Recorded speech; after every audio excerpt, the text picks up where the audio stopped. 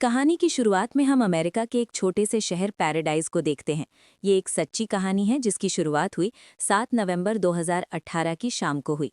उस वक्त केविन नाम का एक आदमी जो कि स्कूल बस ड्राइवर है, सभी बच्चों को अपने अपने घर छोड़ने जा रहा था। इसके बाद उसने बस को गैराज में लगाया और अपनी बॉस से पूछा कि क्या इस महीने थोड़ा ओवरटाइम कर सकता हूँ मैं। लेकिन बॉस ने कहा कि देखो, तुमसे पुराने बहुत लोग हैं यहाँ पर, अगर ओवरटाइम की ज़रूरत पड़ी तो प्रेफरेंस पहले सीनियर को मिलेगी, अगर फिर भी ज़रूरत पड़ी तो तुम्हें बताऊंगी। फिर जब केविन घर पहुंचा तो उसे डॉक्टर की कॉल आई जो उसके कुत्ते का इलाज कर रहा था।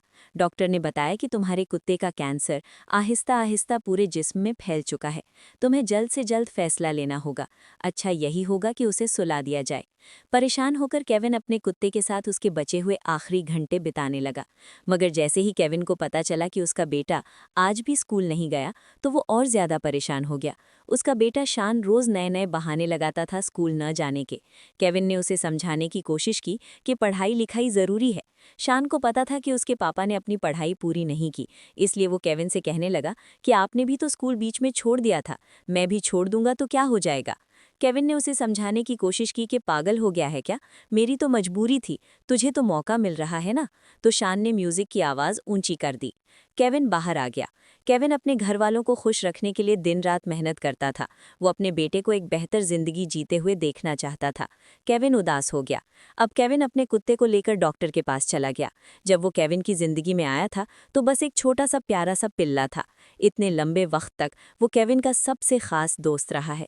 उसने बड़े दुख से डॉक्टर से कहा कि सुला दीजिए उसे, मैं उसे और तकलीफ में नहीं देख सकता।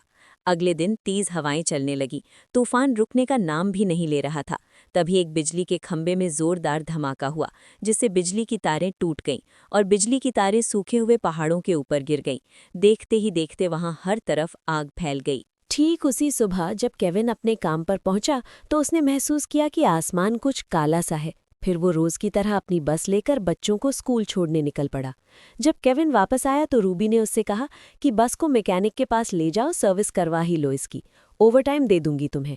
ठीक उसी वक्त फायर डिपार्टमेंट को एक ट्रक ड्राइवर की कॉल आई और उसने पहाड़ों में लगी हुई आग की खबर फायर डिपार्टमेंट को दी। ये सुनते ही पूरा डिपार्टमेंट हरकत में आ गया। वो सीधा जहां आग लगी थी वहां के लिए रवाना हो गए। कुछ देर बाद ही उन्हें आग की लपटें दिखाई देने लगी। दूसरी तरफ केविन अपनी ड्यूटी कर रहा था, लेकिन फिर उस वक्त उसे अपनी माँ का फ़ोन आया। उन्होंने बताया कि शॉन की तबीयत बहुत ख़राब है, हमें उसे जल्दी ही अस्पताल ले जाना पड़ेगा। दूसरी तरफ फायर फाइटर्स की टीम आग के नज़दीक पहुंचने ही वाली थी। उस वक्त मैकेंजी ने हिसाब लगाया कि आग का सामना करना बहुत मुश्किल होगा, उन्हें मज़ीद बैकअप टीम को बुलाना होगा। ये सिर्फ उनके बस की बात नहीं है। केविन ने बस को सर्विस के लिए छोड़ने से पहले अपनी माँ को फ़ोन किया और कहा कि एक बार चेक करना शॉन को ज़्यादा बुखार तो नहीं है। लेकिन तभी उसने देखा कि धुएं और राख के काले बादल उनकी तरफ आ रहे हैं। साथ ही वो जल्दी से अपने बेटे के लिए दवाई लेने चला गया। नुकसान को कम करने और आग को फैलने से रोकने के लिए फायर चीफ ने ऑर्डर दिए कि पूरे शहर की बिजली को बंद कर दो। लेकिन अब तक आग बहुत खतरनाक हो चुकी थी। आसपास के इलाके के कई घर आग की लपटों से आ चुके थे और वहां के लोग इस इलाके से बाहर निकलने के लिए बेचैन होने लगे। आग की लपटों में आ गए घरों के लोगों को बाहर निकलते हुए देखकर हॉपकिंस को समझ आया कि बात बहुत ज्यादा पड़ चुकी है। अब उसने फौरन मेडिकल टीम को भी बुलाया।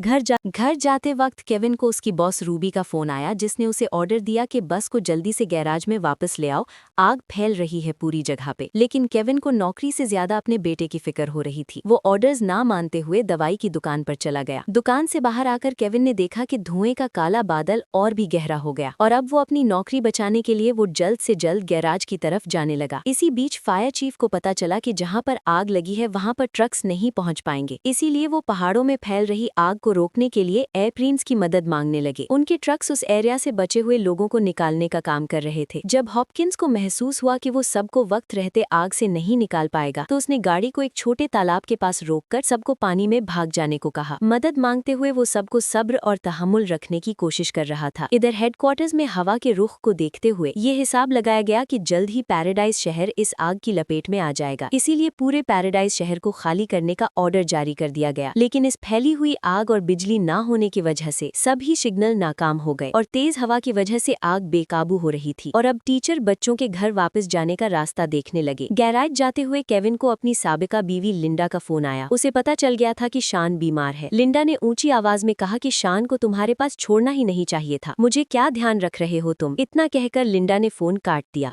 जिस वजह से केविन ने परेशान होकर गाड़ी रोक दी और अपने बेटे को फोन करने लगा, पर कोई जवाब नहीं मिला। तभी उसने अचानक से बस अपने घर की तरफ घुमा दी। इधर मेरी स्कूल से बच्चों को उनके पेरेंट्स के साथ वापस भेज रही थी और जिनके माँ बाप नहीं आए थे उसके लिए उसने प्रिंसिपल से पूछा कि अब क्या करें। तभी प्रिंसिपल ने गैराज में फ़ोन करके रिक्वेस्ट की और बस मंगवाई। रूबी ने सभी ड्राइवर से पूछा कि कौन स्कूल के आसपास है। तभी केविन ने जवाब दिया कि मैं बच्चों को पिक कर लूंगा। स्कूल के बाहर पहुंचकर उसने हॉर्न बजाए, लेकिन हॉर्न की आवाज़ किसी को भी सुनाई नहीं दी। जिसके बाद वो भागकर क्लास में गया और मेरी से बच्चों को बस तक ले जाने में मदद मांगी। मेरी को लगा कि वो इतने सारे बच्चों को अकेला नहीं संभाल पाएगा, इसीलिए वो बच्चों के साथ खुद भी बस में बैठ गई और दोनों मिलकर पैराडाइज स्कूल का सबसे तेज और छोटा रास्ता ढूंढने लगे। सभी सड़कों पर बहुत ज़्यादा ट्रैफिक जाम था, तो केविन ने रॉन्ग लेन से जाने की कोशिश की, लेकिन तभी अचानक से आग बुझाने वाला ट्रक आ गया। वो लगभग टकराने ही वाले थे, लेकिन बाल बाल बच गए। रोड के साइड में भी छोटी छोटी जगहों पर आग लगी हुई थी। वो उसके ऊपर से होते हुए एक सेफ जगह पर पहुंच गए। इधर रूबी रेडियो पर केविन से बात करने की कोशिश कर रही थी, लेकिन कोई जवाब नहीं मिला। फिर उसने अपने असिस्टेंट से फ़ोन करवाया तो पता चला कि केविन के फ़ोन में सिग्नल भी नहीं है। ठीक उसी वक्त पूरे पैराडाइज शहर को भी आग लगने से पहले खाली करने के ऑर्डर दे दिए गए, क्योंकि आग अब पूरी तरह बेकाबू हो चुकी थी। केविन से बात करने की आखिरी नाकाम कोशिश के बाद रूबी और बाकी सभी वर्कर्स भी गैराज छोड़कर नज़दीकी शहर की तरफ निकल पड़े, क्योंकि इस शहर में अब सबकी जान खतरे में थी।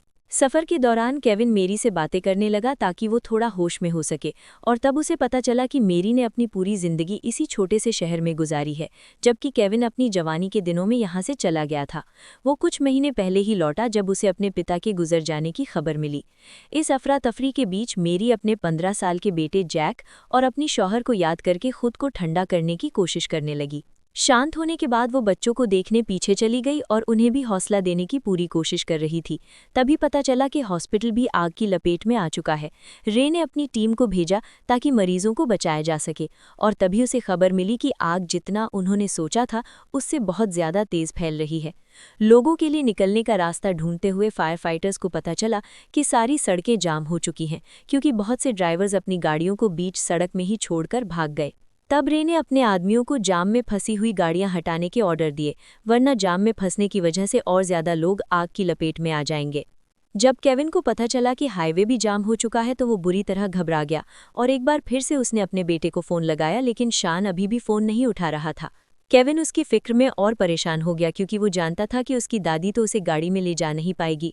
खैर, आग को पास आते देखकर केविन ने मेरी से कहा कि स्टीयरिंग संभालो, और वो खुद नीचे उतरकर जाम को थोड़ा खुलवाने लगा ताकि वो लोग जल्द से जल्द वहां से निकल सके।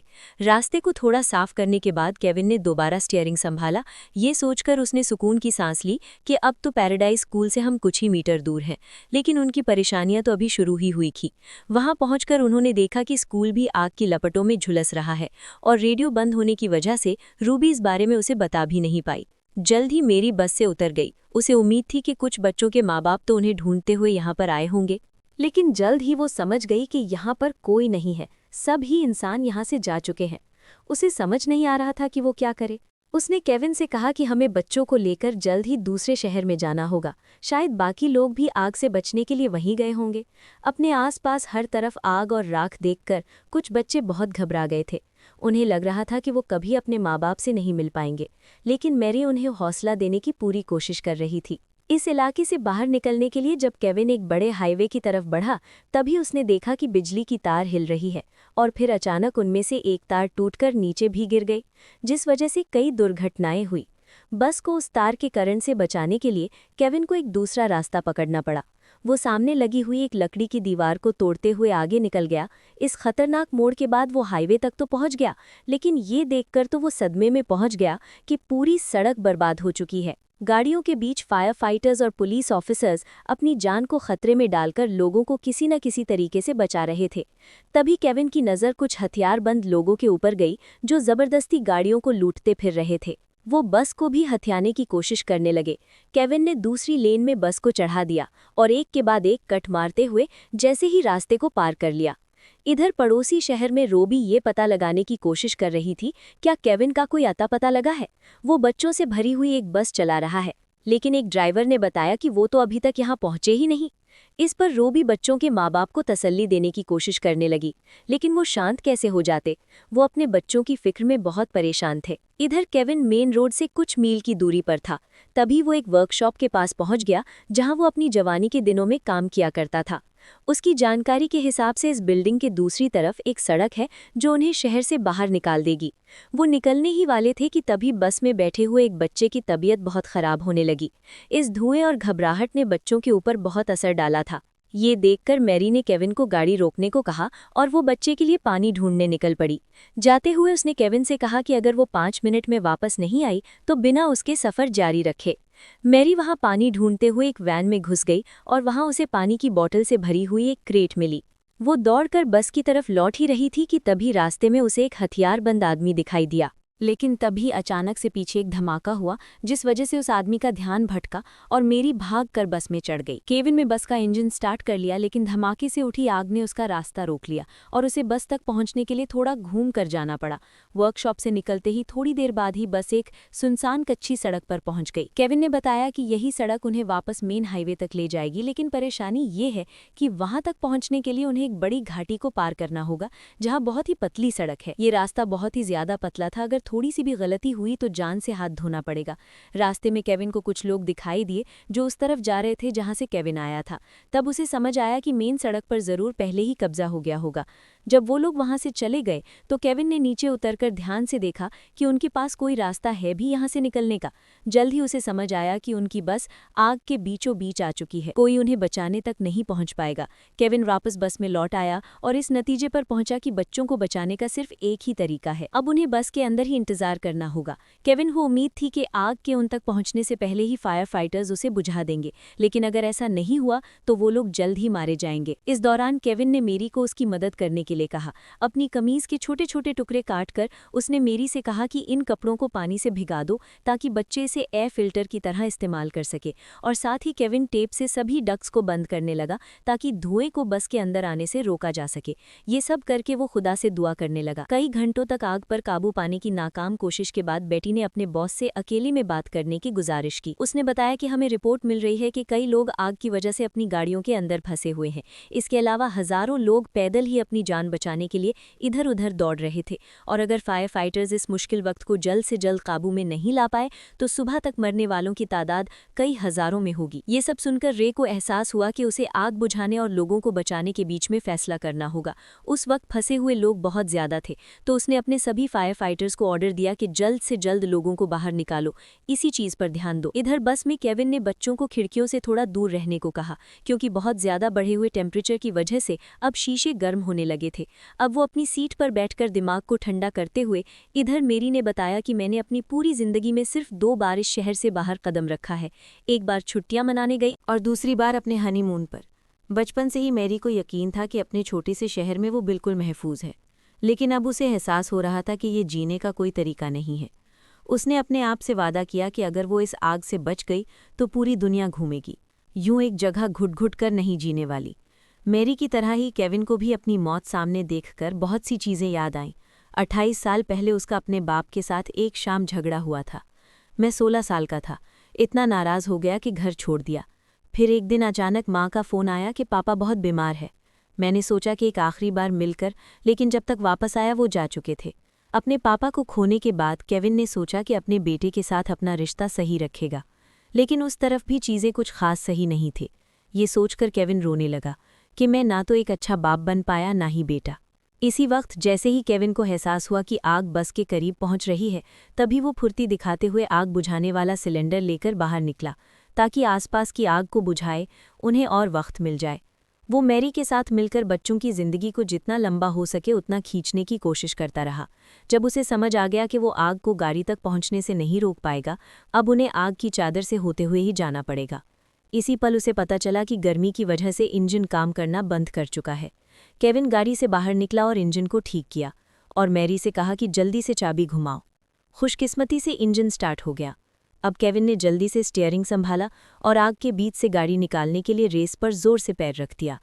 जैसे ही वो आग की लपटों के बीच से गुजरे, बच्चे घबरा गए और उन्हें लगा कि शायद वो अपने माँ बाप को दोबारा कभी नहीं देख पाएंगे। इस पल के लिए मैरी भी बहुत बुरी तरह डर गई। उसने अंदर ही अंदर अपनी मौत को अपना लिया था, लेकिन केविन फैसला कर चुका था कि वो कुछ भी करके बच्चों को सही सलामत उनके माँ बाप तक पहुंचाएगा। कुछ ही मिनटों में वो आग के बीच से गाड़ी निकालने में कामयाब हो गया और वो आखिरकार सड़क पर पहुंच गए। पैराडाइज शहर पर छाए हुए धुएं के बादलों से दूर केविन ने आखिरकार चैन की सांस ली। मैरी को तो इस बात पर यकीन ही नहीं हो रहा कि वो लोग जिंदा बच गए हैं। थोड़ी देर बाद बस पड़ोसी शहर के रेफ्यूजी सेंटर पहुंची और बच्चे फिर से अपने माँ बाप से मिल गए। ये देखने के बाद कि सभी बच्चों को उनके माँ बाप के हवाले कर दिया गया है, मैरी ने खुशी के मारे केविन को गले लगाया और उन सबको सही सलामत शेल्टर तक पहुंचाने के लिए शुक्रिया कहा। तभी उसने अपनी बहन को अपने बेटे के पास खड़ा देखा और वही देखकर बहुत खुश हुई कि दोनों सही सलामत हैं। क्योंकि स्टीवन शहर से बाहर था, इसलिए मैरी जानती थी कि वो खतरे में नहीं है। दूसरी तरफ जब केविन रूबी से मिला तो रूबी की आंखों में आंसू आ गए। रूबी ने उसकी बहादुरी को सलाम किया कि इतनी मुसीबत के वक्त पर भी तुम काम करते रहे। खैर, अपना मिशन पूरा करने के बाद केविन को अपनी माँ और बेटे की फिक्र हो रही थी। लिस्ट देखने पर उसे पता चला कि उनके नाम तो यहाँ ही नहीं। घबराकर केविन पूरे शेल्टर में अपने परिवार को ढूंढने लगा। तभी उसने एक एम्बुलेंस के पास अपनी माँ को इलाज करवाते हुए देखा तो केविन ने फौरन उनके पास जाकर पूछा कि माँ, आप यहाँ तक कैसे पहुँची? चेरी ने बताया कि हमारा जो पड़ोसी है वो मुझे घर से सीधा यहाँ ले आया, जबकि शॉन को उसकी माँ लिंडा अपने साथ ले गई। आग फैलने की खबर सुनते ही वो जल्दी से अपने बेटे को बचाने पैराडाइज पहुँच गई थी। ये सुनकर केविन ने आखिरकार सुख की सांस लिया। अगले दिन जब फायर फाइटर्स आग पर काबू पाने में कामयाब हो गए तो केविन ने अपने घर जाकर देखा कि क्या कुछ बचा है। उसने देखा कि सब कुछ जलकर राख हो गया था। अपने बेटे के बचपन की एक अधजली तस्वीर उठाकर केविन उदासी के साथ अपने घर को देखता रहा। फिर उसी वक्त उसे एक गाड़ी अपने पास आती दिखाई दी। वो गाड़ी लिंडा की थी। लिंडा ने गाड़ी पार्क की, तभी शॉन गाड़ी से उतरकर दौड़ा आया अपने पापा को गले लगाने के लिए। इस लम्हे में केविन को यकीन हो गया कि अभी देर नहीं हुई है।